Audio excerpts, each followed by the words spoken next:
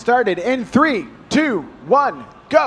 And we are up here for playoff match number 9, Autonomous, going on both sides of the field. 973 going straight for the barge, getting it in there. Some extremely loud whirring sounds emerging from 4499's robot as they sit by the Coral Station. It's the Blue Alliance with the lead as the drivers take those controls. 4499 picking up an algae off the reef, joined by their partners 973 and Link. Meanwhile, 9450 placing an algae inside of the processor for the Blue Alliance. 5468, Chaos Theory picking up a Coral, putting it up on L4, keeping this Blue Alliance lead alive. Meanwhile, on red, 4499 and 9496 getting to work on the reef. 9496. Link coming from North Carolina, scoring on L4. 973 going up to the barge as well. 90 seconds left. Blue Alliance with the lead still as Bread scoring L3 for the Blue Alliance. 4499 putting one on L3 as well. The Red Alliance has one remaining spot on L4. Has two remaining spots on L4, as does Blue. And the Red Alliance has actually caught up to the Blue Alliance, now ahead, 159. We have 159 all now. Real-time scores updating extremely quickly as these robots furiously get to work. Velocity Raptors going up to L3 for the Blue Alliance. 9496 going to L2 for the Red Alliance. We have 45 seconds left in this match. Now the margin is extremely tight, all standing between 1 and 5 points. 9496 missing a Coral on L3, now successfully going for the one they were trying to go after initially. 211 to 212, slim margins in favor of the Blue Alliance. It looks like this is going to come down to climbs unless something ridiculous happens here, but this is Chezy Champs. Ridiculous is the name of the game here. 227 all as the endgame buzzer sounds. 232 all as the endgame buzzer sounds. This is going to be incredibly close here, folks, at Chezy Champs. All 6 robots getting lined up for the climb. All 3 red robots up. All 3 blue robots up. We have a double triple climb here as time expires on playoff match number 9.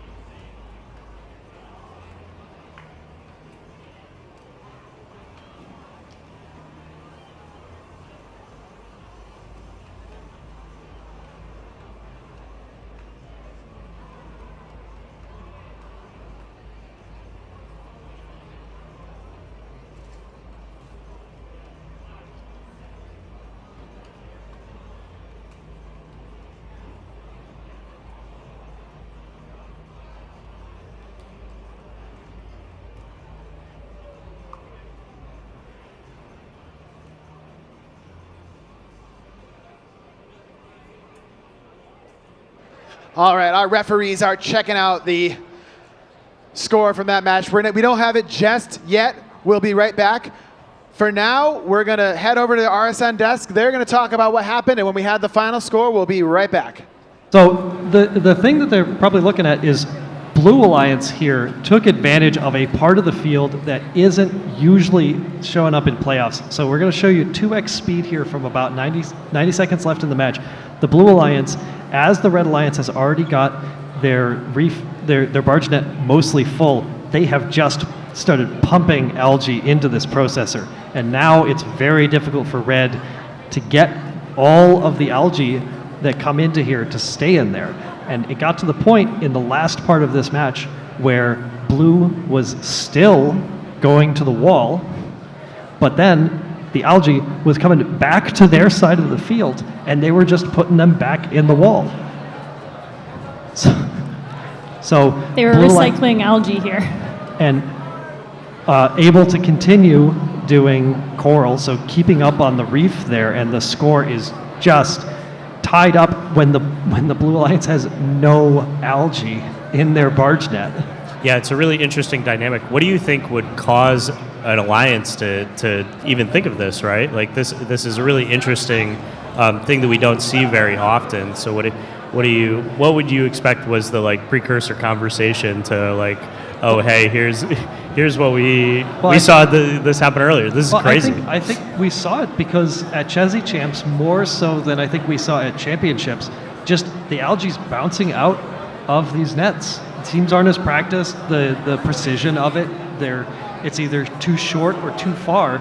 And so, well, if it's hard to score in the net, there's a place we can score 6 points at a time and get to the point where the dynamic of the match means that you're not even giving your opponents 4 points by doing that, and might have swung this playoff match. A little bit of the variant we saw late in qualifications where we saw teams like 254 scoring in the processor to get those extra points. And like just both of these alliances scoring really well. Their reefs branches are mostly full, not spending a lot of time on L1 though because of this sort of back and forth algae battle. This match featured way more than 18 algae scored because of all the processor shenanigans. Yeah, I think also something that's really interesting is, you know, if you have every single piece of algae that are up in the net over here, right? Like you have none on the floor, and we've always found that when you have these clean floors, it's forcing the score up because they're using a significant amount of, or they're putting a significant amount of coral up because it's just way easier to get those clean cycles, pick up that stuff off the ground without having the potential of getting beached up on it. We've seen quite a few robots get beached on that algae, and I think it's something that teams always forget about, and it's something that you practice. You probably don't like specifically practice for it, but when it comes up, it can be really frustrating, and then it takes not just if you're trying to get your partner unstuck, it's not just the one robot that's stuck, but you're pulling your second robot away from your alliance to get unstuck. So having that clean field really allows you to just like focus on getting everything.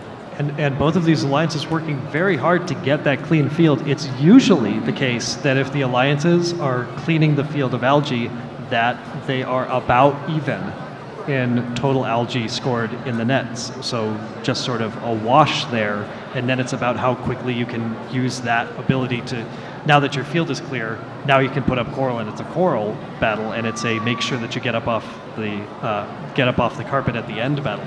But really one of the actual different dynamic matches that we've ever seen in Reefscape. Yeah, do you think this is something that they could play again, or like they've kind of shown their cards at the table now and it's going to be tough for them to pull this one out again?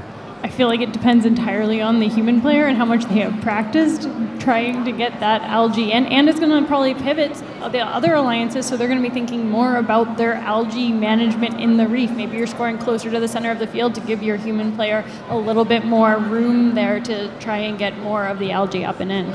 Or the pivot for an alliance that's really worried about how well they can score into a full net is just take yours and score them in the processor. If you both do it, then okay, we're back to a wash. The whole point, we think that we're stronger on coral than you are. Like there's a point at which there is an opportunity for the opposite alliance to say, well, Uno reverse card, you can't force us into this like over full net no matter what you do. There is an opportunity for us to just put enough up in there. And now that 2-point delta that you get from the processor and us scoring in the net, now that might come back to bear. Yeah, and I think when a lot of these teams are designing these robots from the start in the beginning of the season, right, you're designing to the challenge of say, like, okay, we've got this open net and we need to be able to lift up the algae to just like toss it over the edge. It's really high up there, so you have to put a lot of thought into that. You don't really think about like, you know, this is similar to what 2018 or something with you have to be able to reach up above how many cubes if you really want to be able to be maxing out the score. Here it's similar where you'll see some of the teams struggle with that. We're going to throw it back to the field for the scores from that last match. All right, folks. It was an extremely, extremely close match.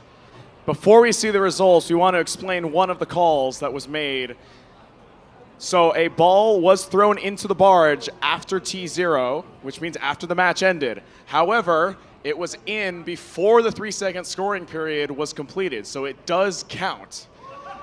So, now it's time to see what the results of that match were. It's your Blue Alliance taking it 276 to 276. We will up.